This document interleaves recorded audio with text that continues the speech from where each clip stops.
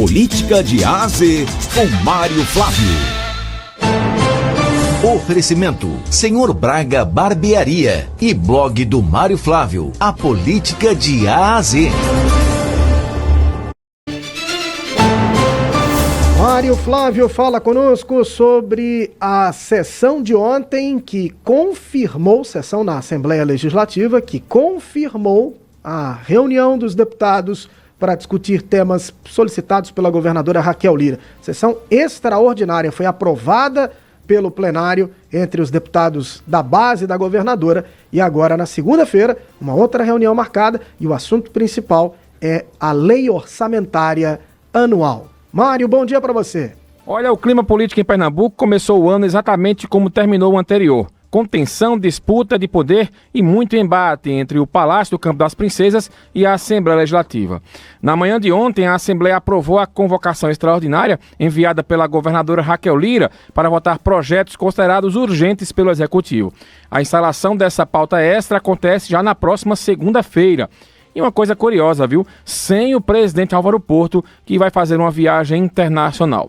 Mas é importante prestar atenção nos bastidores. A base do governo precisou fazer conta de presença para garantir o mínimo de 25 deputados em plenário. E conseguiu. Da oposição, apenas um nome apareceu, o presidente da casa, Álvaro Porto, que como presidente não vota. E aí a gente entra no centro do problema. Dos 4 projetos enviados pela governadora, o mais sensível é o que alterna pontos da lei orçamentária anual de 2026. Na prática, Raquel Lira quer retomar trechos do texto original que haviam sido retirados pelos deputados por meio das emendas. Ela vetou essas mudanças, mas Álvaro Porto anulou os vetos e isso abriu uma crise institucional. Segundo a líder do governo na Assembleia, a deputada Socorro Pimentel, a convocação extraordinária foi justamente o caminho encontrado para rediscutir tudo com o plenário, respeitando, segundo ela, a soberania da casa. Ela argumenta que o veto da governadora foi derrubado de forma irregular e lembra que o Tribunal de Justiça de Pernambuco concedeu uma liminar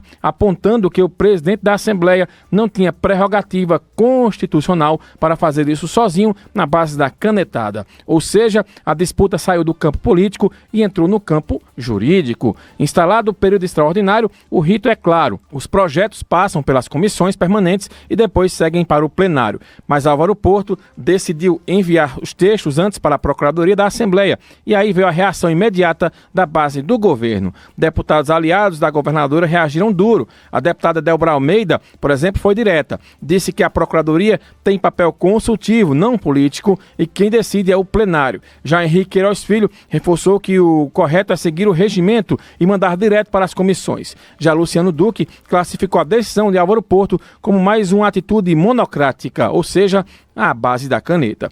Nos bastidores, a palavra mais repetida foi uma só: ganhar tempo. Para o deputado Antônio Moraes, a decisão de Álvaro Porto trava a pauta e impede que os outros projetos avancem enquanto esses textos do Executivo não forem votados. A líder do governo, Socorro Pimentel, foi cautelosa, mas firme. O rito não prevê passagem pela Procuradoria e o governo vai acompanhar de perto o cumprimento dos prazos regimentais.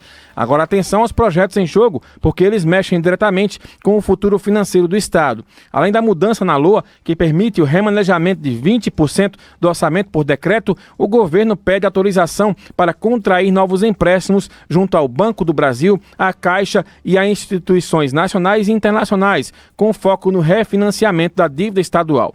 Outro projeto altera uma lei que permite, em caráter excepcional, o repasse de recursos do Tribunal de Justiça para o governo do Estado.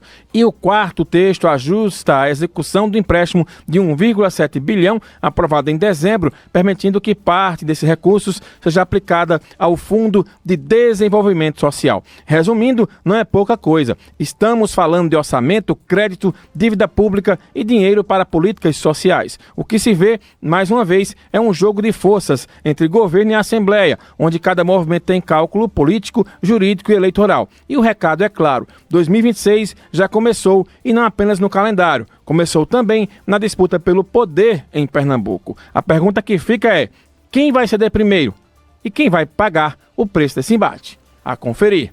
Vitor, um bom fim de semana para você. Na segunda-feira a gente volta com mais informações aqui dentro do Manhã Cidade, na coluna Política de A a Z.